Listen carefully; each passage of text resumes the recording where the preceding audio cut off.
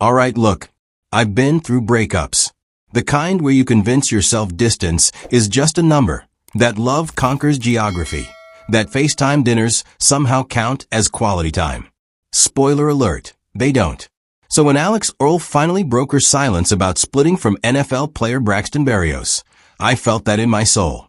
Let me tell you what really happened here. And trust me, this isn't your typical breakup story. Welcome to Pop Showroom, where we bring you the stories behind the headlines. If you're not subscribed yet, hit that button right now, because this story goes deeper than anything you've seen in the mainstream media. So Alix Earle and Braxton Berrios are done. Over. Finito. And before you roll your eyes thinking this is just another influencer relationship biting the dust, hold up.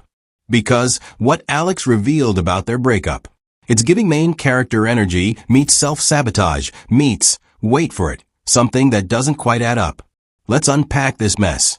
Alix came forward on her podcast, voice shaking, makeup probably still perfect, and dropped the bomb. Braxton and I are no longer together.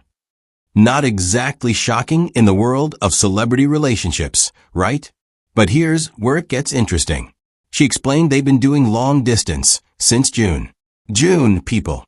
That's months of airport anxiety, time zone confusion, and trying to look cute on grainy video calls. We haven't gotten to see each other that often, she said. Translation. Their relationship became a glorified pen pal situation, except with worse communication and better Wi-Fi. But the real kicker? She admitted it's been really difficult for her. And not in the, oh, we're growing apart way. No. This was the, I'm actively drowning and pretending I'm fine kind of difficult.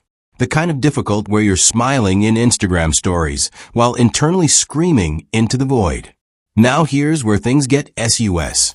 Alix dropped this absolute bomb. A part of me also really wants to be focusing on myself right now. Hold up. Pause. Rewind. We've all heard this line before, right? It's the universal breakup catchphrase, right up there with, it's not you, it's me, and I need to find myself. But Alix kept going. And this is where my eyebrows permanently relocated to my hairline. I just feel like I can't be what Braxton needs, she confessed. She wanted him to have someone with him 24/7, supporting him, being there for him. Someone who could drop everything and exist in his orbit. And get this, she admitted Braxton wasn't even asking for that. He wasn't demanding she abandon her career, her life, her empire. This was all her putting pressure on herself. But before we get to the twist that changes everything, do me a favor? Hit that subscribe button right now. Because if you're invested in this tea, you need to be here for all the relationship analysis, celebrity deep dives, and reality checks we're serving. Subscribe, turn on notifications, and let's continue. Here's what got me. I constantly felt guilty, Alix revealed. Let that sink in. She felt guilty for living her life, for having a career, for not being able to teleport between Miami and wherever Braxton was playing football that week. This woman, who literally built an empire from her bedroom, was guilt-tripping herself into oblivion over not being physically present enough. And Braxton, poor guy, apparently wasn't even the one making her feel this way. She was doing it to herself.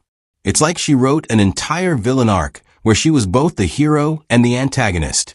The call was coming from inside the house, as they say. Then came the line that made everyone's radar go off. I love Braxton. He's my best friend, you know. Okay, but here's the thing about the best friend label after a breakup. It's either genuinely true, or it's the emotional airbag we deploy to soften the crash. Because if he's really your best friend, wouldn't you, I don't know, find a way to make it work? Wouldn't you communicate instead of catastrophize? She said they're trying to go forward with this, presumably as friends. But anyone who's tried to transition from lovers to besties knows that's like trying to unscramble eggs. Technically possible? Maybe. Messy as hell? Absolutely. But here's the twist nobody's talking about. What if Alix didn't break up with Braxton because of the distance?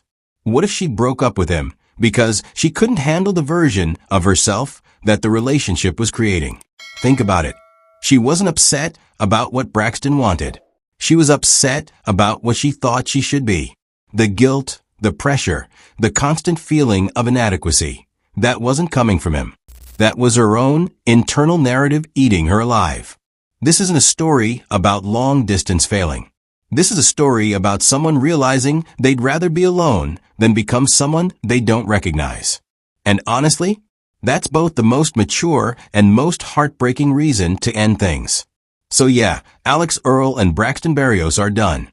But the real breakup wasn't between two people. It was between Alix and the impossible standard she set for herself. Is there more to this story? Probably. Are we missing pieces of the puzzle? Definitely. But what we know is this. Sometimes the hardest person to break up with is the version of yourself that's making you miserable. If this hit different, smash that subscribe button, drop your thoughts in the comments, and let me know. Would you choose yourself over a relationship? Because apparently, that's the real question here. See you in the next one.